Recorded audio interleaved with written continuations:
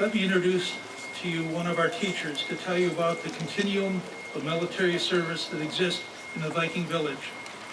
Gary Minadeo is a 1974 graduate of St. Joseph High School and a 1980 graduate of West Point. Lieutenant Colonel Minadeo served in the Army for 22 years before returning to VASJ as a math and technology teacher. Colonel Minadeo.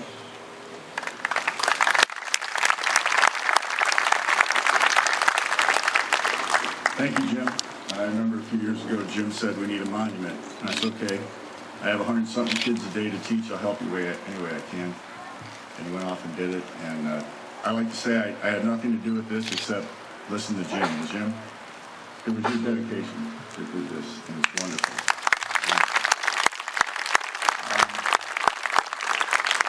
For some reason, I hear it a lot. I'm a department officer in the American Legion for the Department of Ohio and commander out in Wycliffe. And I always, for some reason, old-timers like to come up to me and talk about the kids of today. You know, and what are they doing? You know, they don't know what they're doing. I think Aristotle said that too, and all the old folks of ages have always thought the kids were going to hell in a handbasket, you know, and they're just bad. All of you that were Vikings, I want to tell you, there's just as many knuckleheads now as there were when we were in school. All right? Kids are kids, and God bless them for it. They want to enjoy life, and they want to ask a lot of questions. I know they ask a lot of questions here about the military because we put it in front of them. 1942, Marjorie Floyd graduated in the class of 60 from Villa Angela. And when she went on to college, she went to work during the war for the Federal Reserve doing war bonds.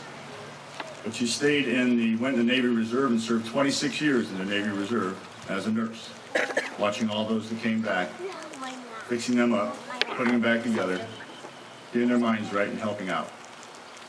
Between that time and the time that I talk about now, there's a lot of men and women who have served in the armed forces, and Jim and I have often talked, how could we get all the names of those who have served honorably and put them someplace in the school?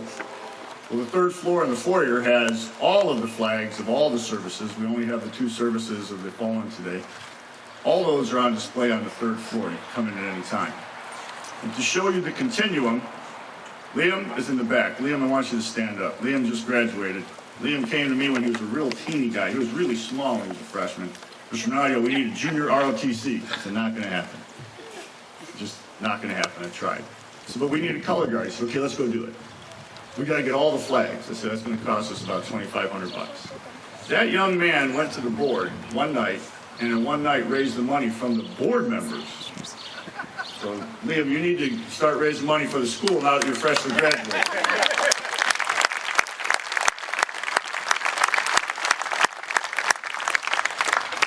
Liam's not going in the armed forces, but he's going to be a first responder as a fireman. And Liam, I respect you for that, and I love you for that. Next to him is another graduate, John Henry Posey. John Henry Posey has helped Liam, freshly graduated. For 4 years they've been doing this color guard, showing up at every moment, and they're going to show up for the Euclid Parade too, as graduates. I told them I can't give them anything like a dress down, but when they're 21, I'll buy them a beer. Even though the other night their parents had them, I saw their parents giving them a beer, and I think they may have had some already, I'm not sure. John Henry's going into law enforcement, another first responder. So you talk about this continuum, it's not always military service. It's our firefighters, our medical community, and our first responders, the police officers that will be out there. So John Henry, I salute you.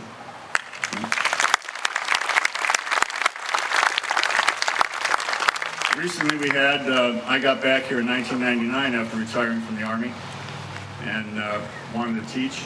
And as my classmates would say, why do you want to teach? So I just loved being out there recruiting with juniors and helping them out and talking to them, seeing what these young people want, the examples they want. And it happened to be that year, Megan Flint, where's Kevin? Kevin's niece, was already on a track to go to West Point, and they asked me to help out a little bit, and she went and graduated in 2004 from West Point and served 2 tours in Afghanistan, and is out now doing very well raising a family. We've had a number of young men and women join the armed forces in the meantime. Babe Kwasniak, the fantastic football coach, our basketball coach, God, he'd shoot me right now if I said he's football player. I don't think he knows how to throw a football. He only knows a basketball and a golf ball. He graduated from West Point in 2009 and has served here for a while and will still continue serving as coach, and I love him dearly. We also have, while I've been here, we had a young man who happens to be here today I'm very proud of. Came up to me and he said, I want to go to West Point. I said, why did you wait so long? You know all the work we have to do? And he looked at me with that stare, and I looked at him with my stare, and we did it. And Saturday, he graduated. Second Lieutenant Ryan Gallagher, stand.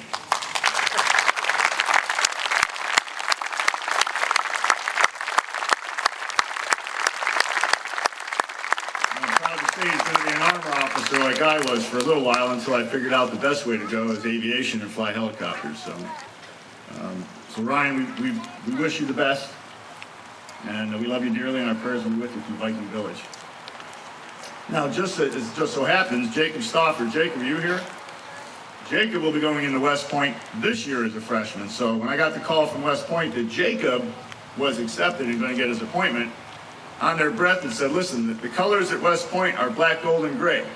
Are you trying to put a little streak of red and blue in it? I said, absolutely.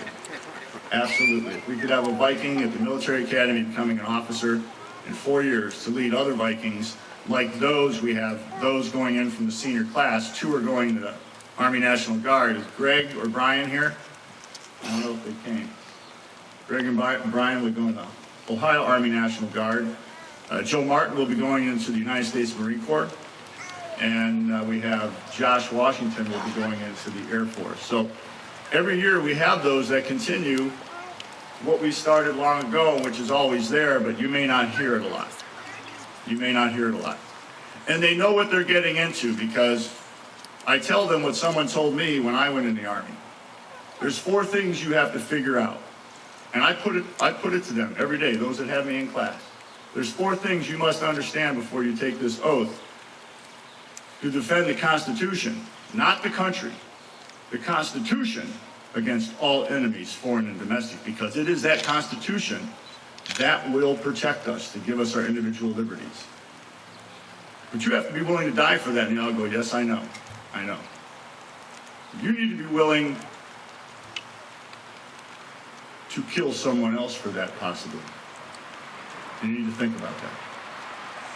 You need to be willing to come back not whole for the rest of your life and maybe face a nation that really doesn't love you as much and doesn't understand what you sacrificed, but you made that sacrifice. You need to come back and you need to do well and continue. And then the 4th thing is probably the hardest, is, which I face daily, is that you served, and I served 25 years, volunteered to get into every action I could, but at some point they kept saying, no, you have to do this, this, this, and this. So the 4th thing is that you do your time well, you serve honorably, you come home whole. You come home whole and in one piece. And you have to live the rest of your life wondering, why God?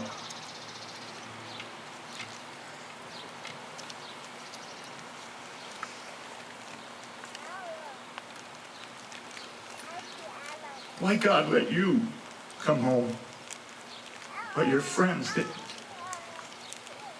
And to know for the rest of your life, you must never let America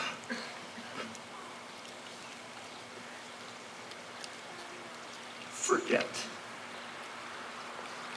Never.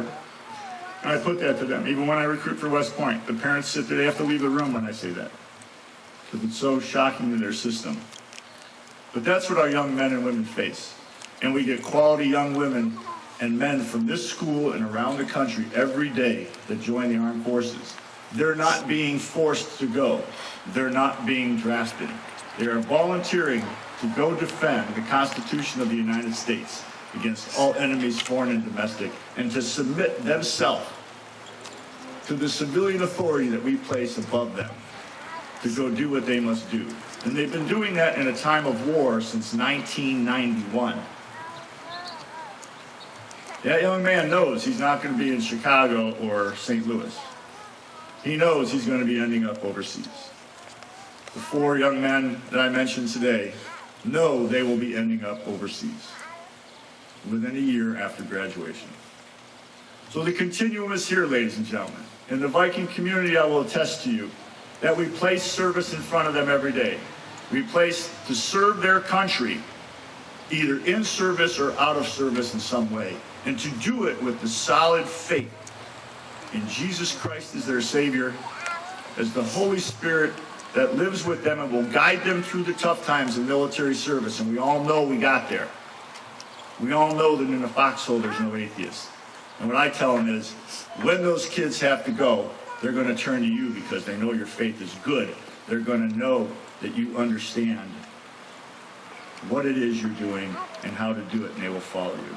They will follow you well. And then finally, I always tell them, wherever you go in the world, you're going to run into a Viking. We're the craziest people in the world. You're going to be at a guest house in Germany, drinking a nice big beverage, having a bratwurst, and some guy's going to say, where are you from? I'm from Cleveland. Yeah, where'd you go to school? St. Joe's. VA, St. Joe's. Really? Me too. And you're going to bust out in an alma mater in the middle of a guest house in Germany in English, and everybody else is going to, some people can't remember their high school's name. And they just know that you're special because you're a Viking. Jim, I know I took a little more time than usual, but I normally do.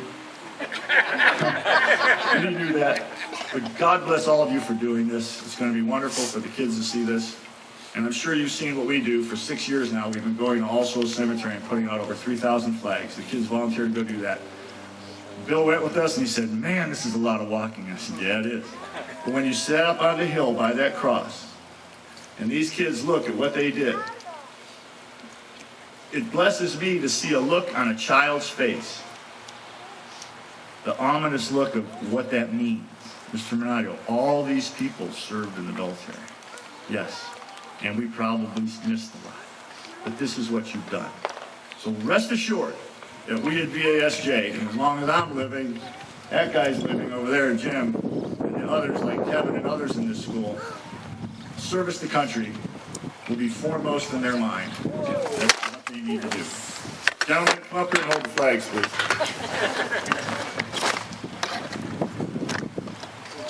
Thank you very much. God bless you.